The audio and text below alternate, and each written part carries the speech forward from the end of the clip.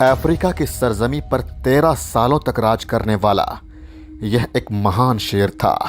एक शानदार योद्धा जिसकी दहाड़ से पूरा जंगल कांपता था। इसकी दहाड़ में वह ताकत थी जो शिकार को सुन्न कर सकता था। वह अपने प्राइड का रखवाला था और एक नई जनरेशन का पिता था। सही मायने में वह एक हीरो, एक भाई और एक सिंबल था स्ट्रेंथ, करेज, मैजेस्टी और जस्टिस का। इस महान शेर का नाम था सेसिल, एक फियरलेस प्रीडेटर जिसके आने से जंगल में भगदड़ मच जाता था। लेकिन जब इस शानदार शेर की जान एक शिकारी ने ले ली, तब पूरी दुनिया में लोगों ने आवाज़ उठाया।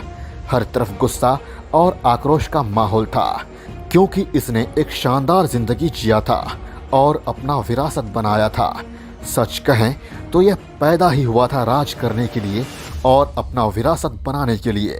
लेकिन आखिर ऐसा क्या हुआ जिसकी वजह से शिकारियों ने इसकी जान ले ली, और क्या थी इसकी पूरी कहानी और जर्नी, जानेंगे इस वीडियो में। बने रहिएगा वीडियो के अंत तक। साल 2002 में सेसिल और उसके भाई लिएंडर का जन्म हुआ था जिम्बाब्वे के ह्वेंगे नेशनल पार्क में। शुरुआत से ही सेसिल काफ़ी निडर था और अपने पिता के साथ खेलता था। जबकि मेल लायन से कब्ज को खतरा रहता है, फिर भी वह नहीं डरता था, क्योंकि वह तो भविष्य में एक महान राजा बनने वाला था और उसमें यह सारे गुण जन्म से ही नजर आते थे। उसके जिंदा रहने की चाहत और माँ की सपोर्ट की वजह से सेसिल अपने जीवन का सबसे क्रिटिकल ईयर्स को पार करने में सफल हुआ, क्योंकि बहुत कम कब्सी होते हैं जो अपने जीवन का पहला साल पार कर पाते हैं। समय के साथ सेसिल और उसका भाई लिएंडर सब एडल्ट बन चुका था। उनके गर्दन पर छोटे छोटे अयाल डेवलप हो गए थे। वे आपस में कुश्ती करते थे, लेकिन लिएंडर सेसिल से थोड़ा दब कर ही रहता था।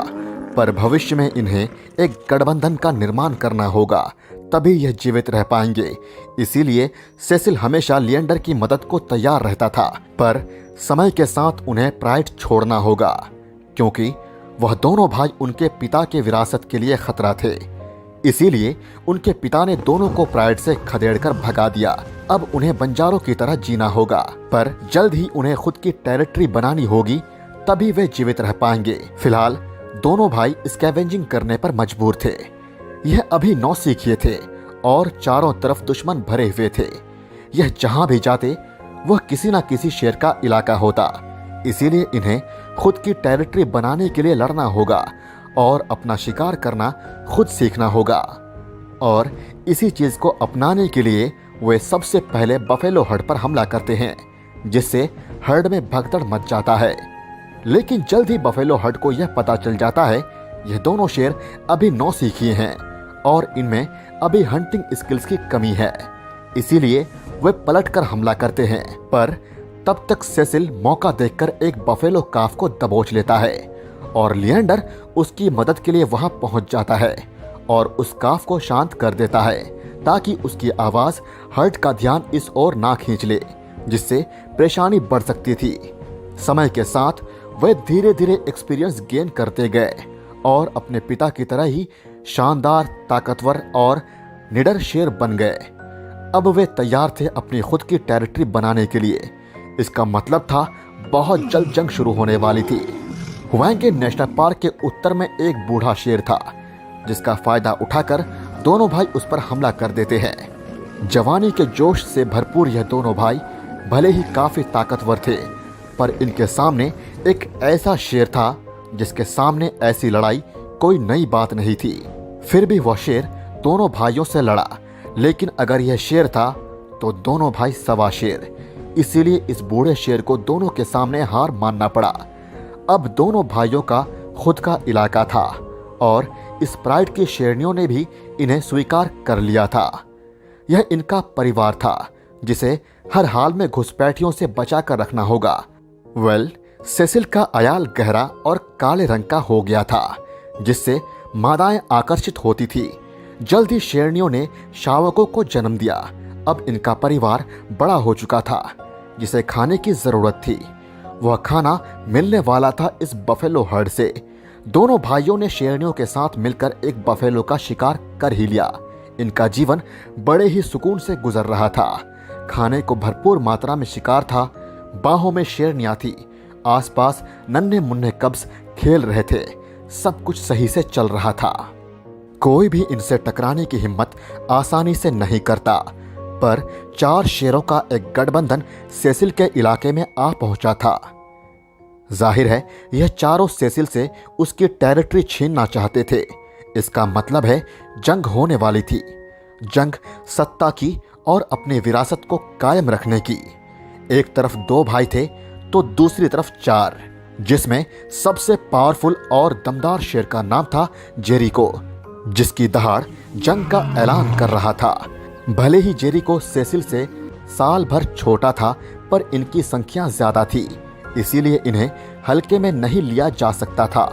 जेरिको और उसके साथियों का सामना करने के लिए सेसिल और उसका भाई लिएंडर जंग के मैदान में आ पहुंचता है।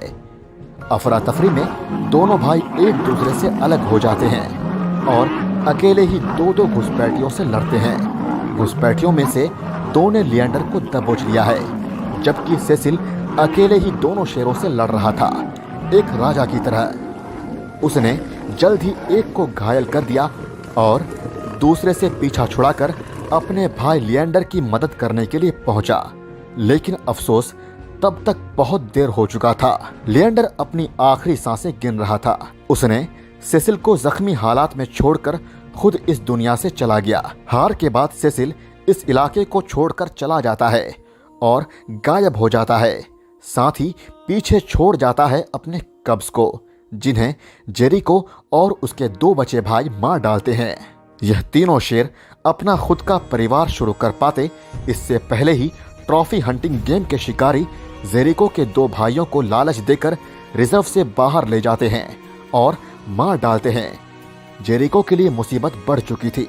चारों तरफ घुसपैठिए मौके की तलाश में थे, इसीलिए जेरिको भी सेसिल की तरह इलाका छोड़कर कहीं चला जाता है और गायब हो जाता है। यह दोनों शेर कई महीनों तक गायब रहते हैं। चारों तरफ दोनों की कमी महसूस हो रही थी। हर तरफ सन्नाटा पसरा हुआ था।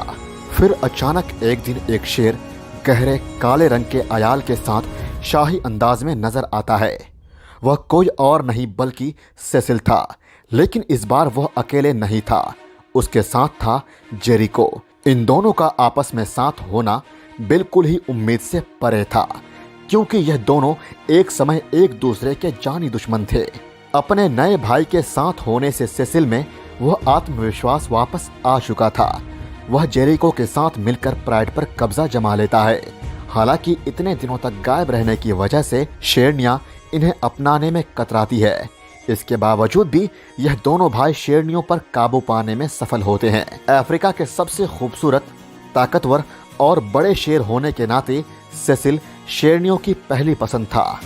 कब्ज को जन्म देने के बाद शेरनियां अब अपने मान से निकलती है और कब्ज को उनके पिता से मिलवाती है। इनमें से ज्यादातर कब्ज सेसिल के थे। दोनों भाई कुल 24 कब्ज के पिता थे। कब्ज भी सेसिल के तरह ही बिल्कुल निडर थे और अक्सर सेसिल को परेशान करते थे। ह्वांगे नेशनल पार्क में सेसिल और उसका परिवार हाथियों के शिकार के लिए जाना जाता है। सेसिल के गहरे काले अयाल और अफ्रीका का सबसे बड़ा शेर होने के नाते इस पर अक्सर ट्रॉफी हंटिंग के शिकारियों से खतरा बना रहता था। और यही वह पल था जब सेसिल को आखिरी बार देखा गया था, क्योंकि 1 जुलाई 2015 की रात एलिफेंट कार्कस की लालच देकर सेसिल को पार्क के प्रोटेक्टिव एरिया से बाहर ले जाया गया। सेसिल के लिए यह एक फ्री में मिलने वाला शिकार था और अपने प्रीवियस एक्सपीरियंस के बेसिस पर वह उस कार्कस का पीछा करने लगा। पर उसे क्या मालूम था इस कार्कस के पीछे का राज, और मालूम भी कैसे होगा। उसने कभी ऐसे सिचुएशन का सामना नहीं किया था। वह इजीली ह्यूमन प्रेजेंस को नोटिस कर लेता था, फिर भी उसके आसपास ह्यूमन प्रेजेंस उसे परेशान नहीं करता था, क्योंकि दुनिया भर से टूरिस्ट उसे देखने आते थे और इंसानों का आसपास होना उसके लिए कोई नया नहीं था। पर इस बार वह इंसान इसके आसपास नहीं था जो वह सोच रहा था। यह तो वो था जो इसके मौत का पैगाम लेकर आया था। हाथी के लाश को लैंड क्रूजर से बांधकर ले जाया जा रहा था और उसका पीछा करते हुए सेसिल पार्क से बाहर आ पहुंचता है, जहां वॉल्टर पामर नाम के एक ट्रॉफी हंटर, जो पेशे से एक डेंटिस्ट भी था, ने रात 9 बजे सेसिल पर एरो से हमला किया। जख्मी सेसिल 10-12 घंटों तक ऐसे ही तड़पता रहा। फिर अगली सुबह पामर ने दोबारा एरो से हमला कर मार डाला। वॉल्टर पामर ने सेसिल के शिकार के लिए एक प्रोफेशनल हंटर गाइड को $50,000 दिए थे। मौत के समय तक सेसिल 13 साल का था। सेसिल को मौत के घाट उतारने के बाद उसके खाल को निकाल लिया गया और सिर धड़ से अलग कर दिया गया। जब पार्क के इन्वेस्टिगेटिंग ऑफिसर्स को सेसिल की लाश मिली, तब तक वल्चर्स उसकी स्कैवेंजिंग कर चुके थे। सेसिल की मौत से लोगों में गुस्सा फूट गया था। वॉल्टर पामर को मौत की धमकियां मिल रही थी। लोग उसे लायन किलर के नाम से बुलाने लगे थे और एक्टिविस्ट्स उसकी पर्सनल और प्राइवेट डिटेल्स ऑनलाइन पोस्ट कर दिए थे। सेसिल के मौत के 5 महीनों बाद US fish and wild life service ने लायंस को India, west and central Africa में इंडेंजर्ड घोषित कर दिया, जिससे अब सफारी ट्रिप्स पर लायन का शिकार करना काफी मुश्किल हो गया। इधर मौत के बाद सेसिल की तलाश में जेरी को कई दिनों तक दहाड़ता रहा और उसे पुकारता रहा, पर सेसिल का कोई नामो निशान नहीं था। सेसिल के चले जाने से जेरिको की मुश्किलें बढ़ चुकी थी। अब उसे अकेले ही प्राइड को सुरक्षित रखना था, क्योंकि कब्ज का भविष्य जेरिको के हाथों में था। जेरिको जिस तरह अपने भाई सेसिल के कब्ज की देखभाल कर रहा था, ऐसा पहली बार देखा गया था। उसके देखरेख में कब्ज तेजी से बड़े हो रहे थे। इनके शिकार का अंदाज, मस्कुलर बॉडी इनके पिता की याद दिलाती है। सेसिल के मौत ने एक नए बदलाव का आगाज किया, जिससे दुनिया में घट रहे शेरों की संख्या की हिफाजत पर लोगों की नजर पड़ी। वह इस दुनिया से चला तो गया, लेकिन एक बदलाव की चिंगारी जला गया। सच कहें तो वह मरकर भी अमर हो गया।